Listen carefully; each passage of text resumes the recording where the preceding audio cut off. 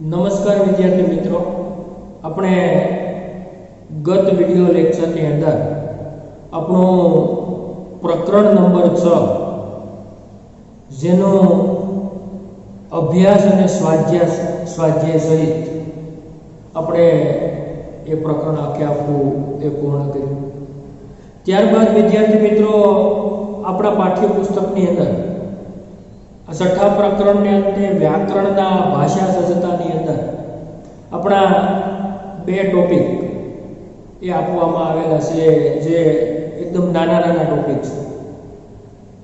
તો એની અંદર જે પહેલો ટોપિક છે એ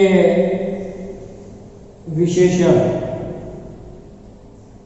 જેનો આજે આપણે અભ્યાસ કરવા જઈ રહ્યા છીએ. તો વિદ્યાર્થી મિત્રો, તમે અગાઉના ધોરણની અંદર વિશેષણ વિશે શીખી ગયા છો. અર્થાત વિશેષણ શું છે, વિશેષણ કોને કહેવાય, આના વિશે તમે ધોરણ 7માં અને 6થા ધોરણમાં પણ પ્રારંભિક અભ્યાસ એ કરી ચૂક્યા છે. સામાન્ય રીતે હિન્દી વ્યાકરણની અંદર આપણે જેવી રીતે સંજ્ઞા, સર્વનામ, ક્રિયા અને વિશેષણ, આ બધી વ્યાકરણની પાયાની બાબતો છે. તો એમાં જેવી રીતે તમે સંજ્ઞા અને એના પ્રકારો વિશે માહિતી મેળવી, સર્વનામ અને તેના પ્રકારો વિશે માહિતી મેળવી, એવી જ રીતે વિશેષણ શું છે એના વિશે તમે શીખી ગયા છો. પરંતુ વિશેષણના પ્રકારો, એના વિશે આપણે આજના વિડિયો લેક્ચરની અંદર આજે આપણે શીખવાનું છે. તો વિદ્યાર્થી મિત્રો, અહીંયા આપણને એક વસ્તુનો ખ્યાલ છે કે વિશેષણ શબ્દ એ કોઈ પણ વસ્તુ, વ્યક્તિ, નામ કે સર્વનામ કે સંજ્ઞા, આ બધી વસ્તુનું મહત્વ વધારે છે. એટલે કે કોઈ પણ વસ્તુનું એ મહત્વ વધારનારો જે શબ્દ છે એને આપણે વિશેષણ આપણી સામાન્ય ભાષાની અંદર કહીએ. પરંતુ આપણે એને વ્યાકરણની ભાષાની અંદર એક ચોક્કસ એની વ્યાખ્યા, ચોક્કસ એની પરિભાષા આપણે આપવી હોય તો અહીંયા આપણે આ રીતે આપી શકીએ કે ભાઈ, જો શબ્દ સંજ્ઞા, સર્વનામ की विशेषता, जो शब्द संज्ञा या सर्वनाम की विशेषता गुण की दृष्टि से, संख्या की दृष्टि से, परिमाण की दृष्टि से, अर्थात कि जो शब्द संज्ञा या सर्वनाम की विशेषता, तो विशेषता क्या प्रकार की मित्रों, कि गुण की दृष्टिए पण होई सके, संख्या की दृष्टिए पण होई सके, परिमाण की दृष्टिए पण होई सके. परिमाण એટલે મિત્રો એક માપ, આપણે કોઈ વસ્તુ હોય તો એક માપ હોય. તો गुण, संख्या, परिमाण आदि बताते हैं विशेषण कहते हैं. एकदम सरल, टूकी અને संक्षिप्त व्याख्या છે મિત્રો કે જે શબ્દ સંજ્ઞા અથવા સર્વનામની વિશેષતા બતાવે છે એ શબ્દને આપણે વિશેષણ તરીકે ઓળખીશું. તો મિત્રો, એના માટે આપણે કેટલાક ઉદાહરણો જોવા પડે. તો એના માટે આપણે અહીંયા તમને કેટલાક ઉદાહરણો જે આપણા પાઠ્યપુસ્તકની અંદર જ આપેલા છે, ઉદાહરણો આપણે જોઈએ અને ત્યાર પછી આપણે એનો અભ્યાસ કરીએ, જેથી કરીને તમને સ્પષ્ટ ખ્યાલ આવી જશે કે ભાઈ આ વિશેષણ છે શું છે. તો એના માટે આપણે એક પહેલું વાક્ય આપીશું. सूरत ऐतिहासिक नगर है. सूरत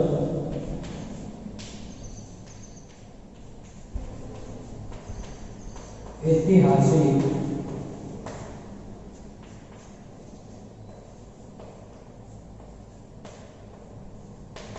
नगर है.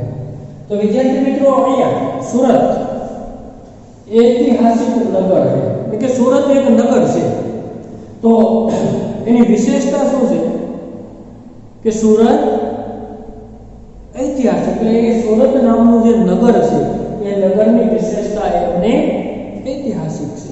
તો આ ઐતિહાસિક શબ્દ છે એ સુરત શહેર છે, સુરત નગર છે, એનો એ આપણને ગુણ દર્શાવે છે. શું દર્શાવે છે મિત્રો? ગુણ દર્શાવે છે. તો આપણે એનો પ્રકાર શું આપી શકીએ કે સુરત ઐતિહાસિક નગર છે, તો એ કેવું વિશેષણ છે? ઐતિહાસિક કે ગુણવાચક વિશેષણ છે. કેવું વિશેષણ છે? ગુણવાચક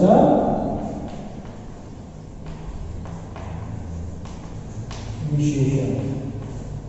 એવી જ રીતે આપણે બીજું ઉદાહરણ જોઈએ મિત્રો કે જેની અંદર પરિશ્રમી છાત્ર કભી અસફળ નહીં રહેતા.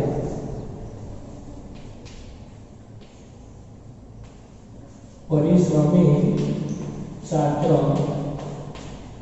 कभी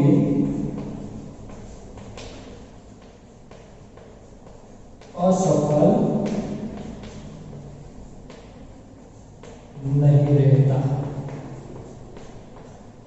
तो ये बीजू वाक्य છે કે ભાઈ પરિશ્રમી છાત્ર, તો છાત્ર એટલે કે વિદ્યાર્થી, તો વિદ્યાર્થીની વિશેષતા શું છે? પરિશ્રમ. પરિશ્રમ એટલે કે મહેનત. આ પરિશ્રમ છે એ વિદ્યાર્થીનો અંદર રહેલો ગુણ છે.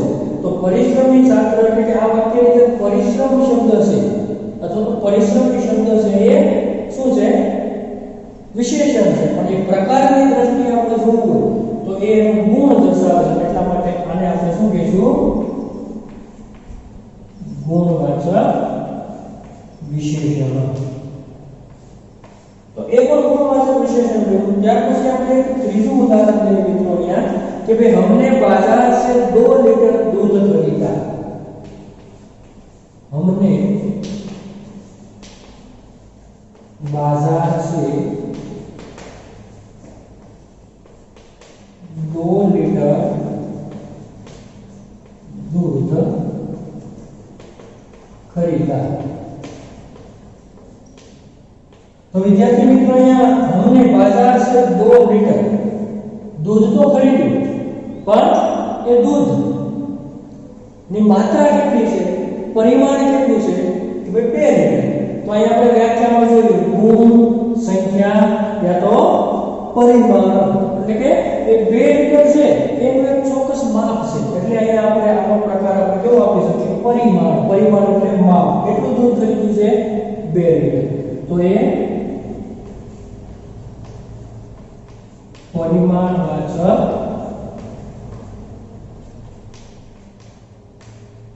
विशेषण છે. ત્યાર પછી આપણે ચોથું ઉદાહરણ જોઈએ. છાત્રાલયને 20 છાત્રાલય. છાત્રાલયને 20 छात्र. तो मित्रों आप वाक्यની અંદર કે ભાઈ છાત્રાલયને 20 છાત્ર, તો છાત્રાલયની અંદર વિદ્યાર્થીઓ છે. છાત્ર એટલે વિદ્યાર્થી, પણ કેટલા વિદ્યાર્થીઓ છે? 20. એ આપણને શું દર્શાવે છે? સંખ્યા દર્શાવે. શું દર્શાવે છે? પણ અહીંયા મિત્રો આપણને પ્રશ્ન છે કે 2, જો માત્ર 2 હોય તો આપણે સંખ્યામાં વિશેષણ બની શકે, પણ 2 લીટર, તો 2 લીટર એટલે એની એક માપ થઈ ગયું, એટલે પરિમાણવાચક વિશેષણ છે. તો અહીંયા આપણે આને સંખ્યાવાચક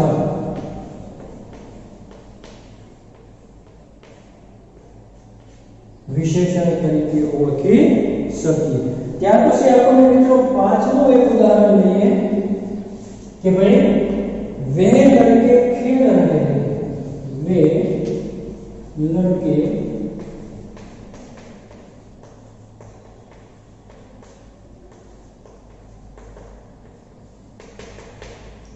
तो અહીંયા वे लड़के खेल रहे हैं. तो અહીંયા वे છે એ વિશેષણ છે. શું કામ? કારણ એ સાર્વનામિક વિશેષણ છે. બધા નામો માટે આ શબ્દનો આપણે પ્રયોગ કરી શકીએ. એટલે એને આપણે કેવું કહીશું? वे लड़के खेल रहे हैं. वे लड़के पढ़ रहे हैं, वे लड़कियां खेल रहे हैं, वे शिक्षक पढ़ा रहे, दरेक માટે આપણે એ વે શબ્દનો પ્રયોગ કરીએ છીએ એટલે એ સર્વનામ છે, નામની જગ્યાએ મૂકેલો શબ્દ આપણે સર્વનામની અંદર શીખી ગયા છે। એટલા માટે વિદ્યાર્થી મિત્રો અહીંયા આ વે છે એ સાર્વનામિક વિશેષણ છે। કેવું છે? સાર્વનામિક વિશેષણ છે। તો હવે વિદ્યાર્થી મિત્રો તમને ખ્યાલ આવી ગયો હશે કે ભાઈ જો શબ્દ સંज्ञा या सर्वनाम की विशेषता પછી એ ગુણ, સંખ્યા, પરિમાણ आदि बताते हैं वे विशेषण कहलाते हैं। આ ઉદાહરણો આપણે જોઈએ એટલે આપણને ખબર પડી કે સુરત ऐतिहासिक नगर है। तो सूरत नगर की विशेषता શું છે? એ ऐतिहासिक છે। તો એ સુરત નગરનો ગુણ શું છે? ऐतिहासिक। तो એ ગુણવાચક વિશેષણ છે। એવી રીતે બીજા ઉદાહરણની અંદર પરિશ્રમી છાત્ર કભી અસફળ નહીં રહેતા। તો એ વિદ્યાર્થી છે, છાત્ર છે, એની અંદર રહેલો જે પરિશ્રમનો ગુણ છે, પરિશ્રમ શબ્દ છે વિશેષણ છે પણ એ વિદ્યાર્થીનો ગુણ દર્શાવે છે, મહેનત કે પરિશ્રમ છે એનો ગુણ દર્શાવે છે, એટલા માટે એ ગુણવાચક વિશેષણ કહેવાય છે। ત્યાર પછી हमने बाजार से 2 लीटर दूध खरीदा। तो આ વાક્યની અંદર 2 लीटर दूध खरीद्યું, दूधની વિશેષતા શું છે? કેટલું? તો કે 2 लीटर। તો 2 लीटर दूध खरीदा તો 2 लीटर એ વિશેષતા છે પણ એ એનું એક માપ છે જે અહીંયા વ્યાખ્યામાં આપણને દર્શાવ્યું છે પરિમાણ। તો એના માટે આપણે એને પરિમાણ વાચક વિશેષણ કહી શકીએ। એની જગ્યાએ આપણે બીજું કરીએ કે हमने बाजार से 2 किलो चीनी खरीदी। तो 2 किलो से પણ પરિમાણવાચક બને કારણ કે એ આપણને ચોક્કસ એક માપ, એક પરિમાણ દર્શાવે છે। ત્યાર પછી ચોથું ઉદાહરણ જો છાત્રાલય में 20 छात्र है। तो 20 એટલે કે 20 ની જે એ આપણને એક સંખ્યા દર્શાવે છે કે છાત્રાલયની અંદર 20 વિદ્યાર્થીઓ છે। तो ये 20 विद्यार्थियों से હું આપણને દર્શાવે છે એક ચોક્કસ સંખ્યા દર્શાવે છે અને ચોક્કસ સંખ્યા દર્શાવે છે એટલા માટે એ વિશેષણને આપણે સંખ્યાવાચક વિશેષણ તરીકે ઓળખી શકીએ। ત્યાર પછી છેલ્લું ઉદાહરણ આપણે वे लड़के खेल रहे थे। तो वे છે એ સર્વનામ છે મિત્રો, આપણે સર્વનામની અંદર શીખી ગયા જે નામની જગ્યાએ મુકાતો શબ્દ એટલે સર્વનામ। तो वे लड़के खेल रहे थे એના માટે નામની જગ્યાએ મુકેલો શબ્દ છે એટલા માટે આપણે પ્રકારની દ્રષ્ટિએ સર્વનામિક વિશેષણ આવું આપણે એને પ્રકાર પાડી શકીએ। તો મિત્રો તમને હવે વિશેષણનો અંદર આપણને એ સ્પષ્ટ ખ્યાલ આવી ગયો હશે। તો એના માટે આપણને હજુ તમને મુહાવરા માટે બીજા વિશેષણ કેટલાક ઉદાહરણો અહીંયા લખું છું જે પણ આપણે જોશું કે આપણને ખ્યાલ આવી જશે।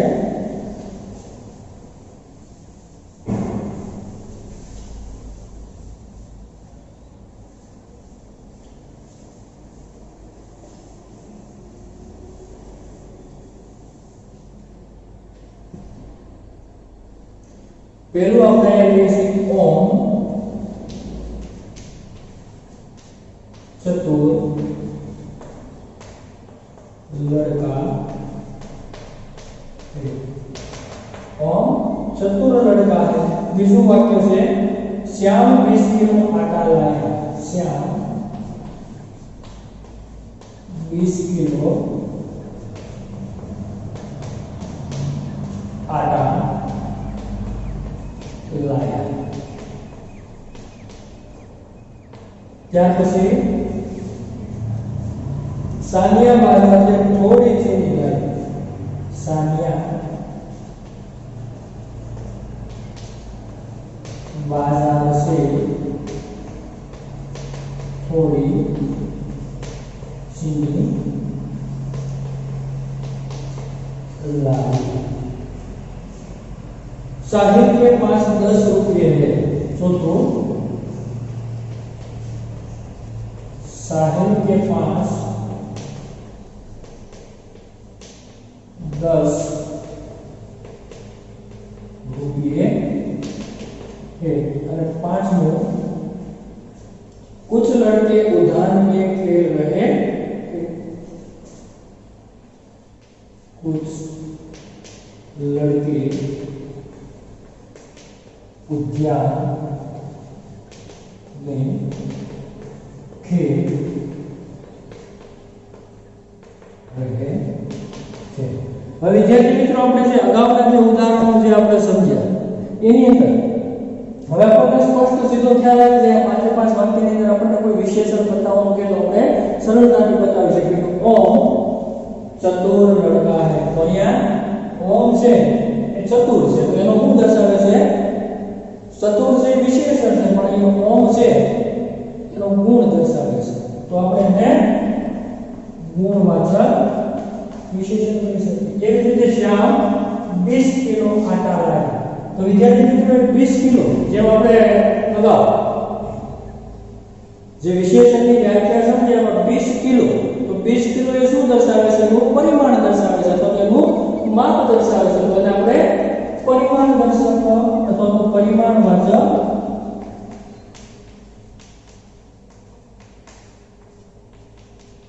પરિમાણવાચક વિશેષણ કહી શકીએ કે સાનિયા બાजार से थोड़ी चीनी लाई तो विद्यार्थी मित्रों અહીંયા આપણને એમ થાય કે થોડી ચીની તો એ શું થશે? આપણને ચીની તો નહીં પણ થોડી અર્થાત એક માપ છે થોડી જ્યાદા એ માપ કહી શકાય એટલે એ પણ પરિમાણવાચક विशेषण કહેવાશે। ત્યાર પછી સાહિબ કે પાસ 10 રૂપિયા છે તો 10 એ શું દર્શાવે છે? સંખ્યા તો એ શું છે? સંખ્યાવાચક। અને છેલ્લું कुछ लड़के उद्यान में खेल रहे हैं या कुछ એટલે થોડા નક્કી નથી कुछ એટલે કેટલા નક્કી નથી એવું તો એ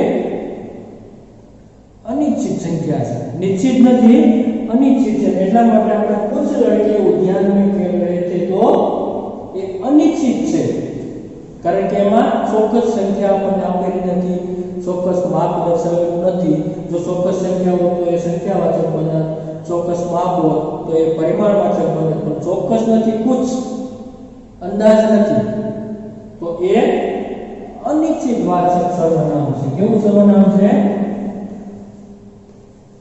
अनिश्चित वाचक ये विशेषण है। तो आ रीते विद्यार्थी मित्रों तुमने विशेषण શું છે વિશેષણના જુદા જુદા પ્રકાર ખાસ કરીને આપણે 8મા ધોરણની અંદર ગુણવાચક સંખ્યાવાચક પરિમાણવાચક પછી 4 નંબરની અંદર આપણે સાર્વનામિક અને अनिश्चित वाचक विशेषण मुख्य આપણે પૂર્ણ સંખ્યા અને પરિમાણ આ ધોરણ 8 ની અંદર એ અને એક સાર્વનામિક આ ચાર પ્રકારો આપણે શીખવાના છે એ અંતર્ગત આપણે અહીંયા કેટલાક ઉદાહરણો દ્વારા હવે તમને વિદ્યાર્થી મિત્રો ખ્યાલ આવી ગયો હશે કે વિશેષણ શું છે અને વિશેષણના પ્રકારો છે કઈ રીતે પાડી શકાય। ત્યાર પછી આગળ મિત્રો આપણા પાઠ્યપુસ્તકની અંદર આપણને આપ્યું કે નિમ્નલિખિત વાક્યોं को पढ़िए और रेखांकित शब्दों को ध्यान से लीजिए। तो અહીંયા ત્રણ વાક્યો આપણને આપવામાં આવ્યા છે ત્રણ વાક્યો આપણે ધ્યાનથી એ વાંચીએ છીએ અને સમજીએ છીએ તો એ ત્રણ વાક્યોનો અભ્યાસ કરતા આપણે સ્પષ્ટ રીતે આપણને ખ્યાલ આવી જશે કે ભાઈ सानिया अच्छी लड़की है जो आपको सानिया अच्छी लड़की પછી ख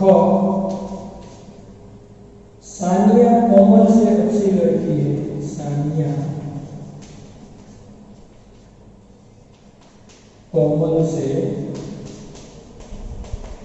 अच्छी लड़की। ત્રીજો વાક્ય આપણે અહીંયા લખીએ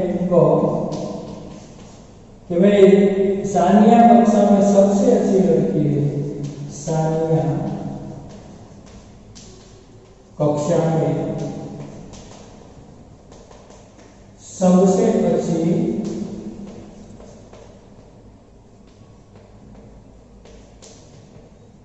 लड़की है। अब मित्रों ये तुमने त्रण वाक्य में अंदर अच्छी, कोमल से अच्छी, सबसे अच्छी, त्रण वाक्य के अंदर वाक्य को सान्या अच्छी लड़की है, सान्या कोमल से अच्छी लड़की है, सान्या कक्षा में सबसे अच्छी लड़की है। तो અહીંયા ઉપરયુક્ત જે ત્રણ વાક્યો આપણને આપેલા છે, અચ્છા શબ્દ છે એ એક જ વિશેષણ છે અચ્છા, કે જેનો ત્રણ અલગ અલગ પ્રકારે તેનો પ્રયોગ છે કરવામાં આવ્યો છે। એટલે કે આ વાક્યની અંદર માત્ર ને માત્ર કેવલ સાન્યા की विशेषता का बोध कराने के लिए, એટલે કે સાન્યાની વિશેષતાનો બોધ કરવા માટે એક ને એક વિશેષણ ત્રણ વાક્યની અંદર આપણે એનો ઉપયોગ કર્યો છે। कि જે રીતે वाक्य में सान्या और कोमल की तुलना करके सान्या को कोमल से अच्छी बनाने का अथवा तो अच्छी बताने का प्रयास करके सान्या को पहले अच्छी लड़की बताइए और सान्या को कोमल से अच्छी बताइए और बाद में सान्या कक्षा में सबसे अच्छी એટલે કે બધા કરતા વધારે શ્રેષ્ઠ સળિયાથી બતાવવાનો પ્રયાસ કરવામાં આવ્યો। તો ઉપરયુક્ત આ જે વાક્યો આપણે અહીંયા છે એને अभ्यास करवाથી આપણને સ્પષ્ટ ખ્યાલ આવે છે કે વિશેષણ શબ્દ કો પ્રયોગ સંજ્ઞા या तो सर्वनाम शब्द की सामान्य विशेषता बतावવા માટે થાય છે। આ વાક્યના આધારે આપણને શું થાય એવો સ્પષ્ટ ખ્યાલ આવે છે કે ભાઈ સંજ્ઞા અથવા તો સર્વનામ શબ્દની વિશેષતા બતાવવા માટે વિશેષણ શબ્દનો ઉપયોગ છે સામાન્ય રીતે થતો હોય છે। એટલે કે संज्ञा या सर्वनाम की विशेषताओं की तुलना, तुलना એટલે મિત્રો સરખામણી करने के लिए उनमें से एक को दूसरे से कम या ज्यादा बताने के लिए एक ने बीजा करता વધારે અથવા ઓછું બતાવવા માટે એનો પ્રયોગ થાય છે। એવી રીતે दो से अधिक संज्ञा या सर्वनाम की विशेषताओं की तुलना करके उनमें से किसी एक को सबसे कम या सबसे ज्यादा बताने के लिए किया जा सकता है। तो આ માટે આપણે વિશેષણ શબ્દનો ઉપયોગ કરીએ છીએ। એના માટે આપણને અહીંયા ચાર શબ્દો આપેલા છે મિત્રો। એ ચાર શબ્દોને આપણે આ જ ઉદાહરણને આધારે સમજવાનો પ્રયાસ કરીએ કે પહેલું આપણને એ વિશેષણ આપ્યું છે, શું છે વિશેષણ?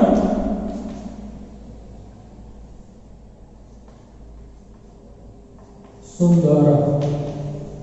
તો સુંદર વિશેષણ છે એનો પ્રયોગ કરીને આપણે ત્રણ પ્રકારના વાક્યો આ રીતે બનાવવાના છે। તો આપણે બનાવી શકીએ કે મલિકા સુંદર લડકી।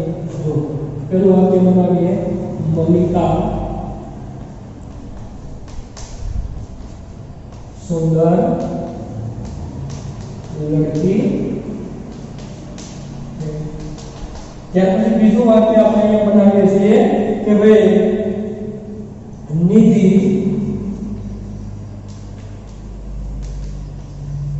मलिका से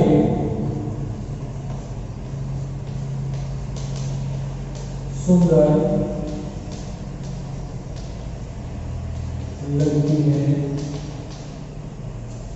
ત્રીજું વાક્ય આપણે બનાવીએ છીએ કે ભાઈ નિધિ सबसे सुंदर लड़की है।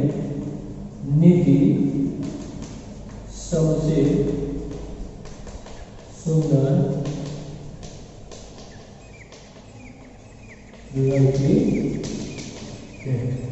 तो ये विद्यार्थी मित्रों के आना आधारे कि भाई संज्ञा अथवा तो सर्वनाम शब्दों ये एक बीजानी तुलना એટલે કે સરખામણી કરીને एक दूसरे को कम या ज्यादा ये बताने के लिए हम प्रयोग करते हैं। यहाँ मलिका ये सुंदर जो विशेषण है, मलिका सुंदर लड़की है, तो પછી અહીંયા મલિકા કરતા આપણે નિધિને વધારે સુંદર બતાવી, મલિકાનું મહત્વ ઘટાડ્યું એટલે કે નિધિ મલિકા છે સુંદર લડકી। તો પછી એ નિધિને વળી પાછળનું મહત્વ વધારે, નિધિ सबसे सुंदर विशेषण ये છે પણ અહીંયા મલિકા છે સુંદર અને અહીંયા सबसे सुंदर એટલે કે બધા કરતા સુંદર એ બતાવવા માટેનો પ્રયાસ આ વાક્યની અંદર કરવામાં આવ્યો છે। હવે ત્યાર પછી આપણે મિત્રો આવા કોઈ પણ વિશેષણ આપણે જોઈએ એના આધારે આપણે એ શબ્દોની અંદર વાક્ય છે આપણે જાતે બનાવવાનો પ્રયાસ કરી શકીએ છીએ। જેવી રીતે અહીંયા બડા શબ્દ લઈએ કે બીજું છે બડા, પછી ત્રીજું છે મહેનતી અને ચોથું છે ચાલાક। જેવી રીતે આપણે અહીંયા આ વિશેષણ છે એ સૌંદર્ય વિશેષણનો ઉપયોગ કરીને ત્રણ વાક્ય બનાવ્યા, બડા વિશેષણ, મહેનતી વિશેષણ અને ચાલાક વિશેષણ। એના આધારે આપણે અન્ય ત્રણ વાક્યો બનાવવાના હોય તો આપણે એને સરળતાથી બનાવી શકીએ। જેવી રીતે અહીંયા બડા છે તેના માટે આપણે ઉપયોગ કરીએ કે ભાઈ ગીતા ભવન બડા મકાન है। પછી બીજું વાક્ય આપણે બનાવીએ કે ભાઈ ગીતા ભવન રામ ભवन से बड़ा मकान है। ત્રીજું વાક્ય બનાવીએ ગીતા ભवन मोहल्ले में सबसे बड़ा मकान है। अर्थात बड़ाની વિશેષતા આપણે દર્શાવી શકીએ મૌલિક। એવી રીતે બીજો શબ્દ મહેનતી તો रोमिल मेहनती लड़का है। બીજું વાક્ય કે ભાઈ रोमिल साहिल से मेहनती लड़का है અને ત્રીજું વાક્ય रोमिल कक्षा में सबसे मेहनती लड़का है। एक ने एक વિશેષણના આધારે ત્રણ વાક્ય બને। જેમ આપણે ચાલાક એના માટે ત્રણ વાક્યો જો બનાવીએ તો रूपा चालाक लड़की है। बीजू उदाहरण एमां लईए कि रूपा मोना से चालाक लड़की है અને ત્રીજું रूपा कक्षा में सबसे चालाक लड़की है। तो आ रीते विद्यार्थी मित्रों આપણે જે વિશેષણ છે એનો ઊંડાણપૂર્વકનો ગહેરાઈથી અભ્યાસ છે એ આપણે સરળતાથી કરી શકીએ। અને હું માનું છું કે ત્યાં સુધી તમને આ વસ્તુ વિશેષણ એના પ્રકાર છે એ સરળતાથી તમને સમજાઈ ગયા છે। જે આપણા પાઠ્યપુસ્તકની અંદર પેજ નંબર 42 અને 43 ઉપર જે આપેલું છે એની સમજૂતી મેં તમને તમારા આ વિડિયો લેક્ચરની અંદર તમારી સામે વ્યક્ત કરી। આશા રાખું કે તમને આ સમજૂતી આ જે વિશેષણનો ટોપિક છે સરળતાથી સમજાઈ ગયો છે। અને આનું લખવા માટે તમને સ્ટડી મટીરીયલની અંદર જે ભાષા સજ્જતા છે એનું સ્ટડી મટીરીયલ છે તમને એ આના પછીનો આપણો જે બીજો ટોપિક આપણે લિંગ પરિવર્તન નો વિડિયો આના પછી આવશે। હવે પછીનો નેક્સ્ટ વિડિયો લેક્ચરની અંદર આપણો બીજો ટોપિક છે લિંગ પરિવર્તન। એ બે વિડિયો લેક્ચર એ પૂર્ણ થયા પછી એટલે કે આના પછીનો જે લિંગ પરિવર્તન ત્યાર પછી તમને એ સ્ટડી મટીરીયલ કે જેમાં વિશેષણ અને એના પ્રકારો અને લિંગ પરિવર્તન આ બે વસ્તુ એકસાથે વિદ્યાર્થી મિત્રો તમને મોકલવામાં આવશે, જે તમે તમારી વ્યાકરણની બુકની અંદર વ્યવસ્થિત રીતે સારા અક્ષરે લખી દેજો। અહીંયા આપણું આ વિશેષણ ટોપિકને આપણે પૂર્ણ કરીએ છીએ અને નેક્સ્ટ વિડિયો લેક્ચરની અંદર આપણે લિંગ પરિવર્તન નામના એ નવા ટોપિકની અંદર જે આપણા પાઠ્યપુસ્તકમાં 43મા પેજ ઉપર છે જેનો આપણે અભ્યાસ કરીશું।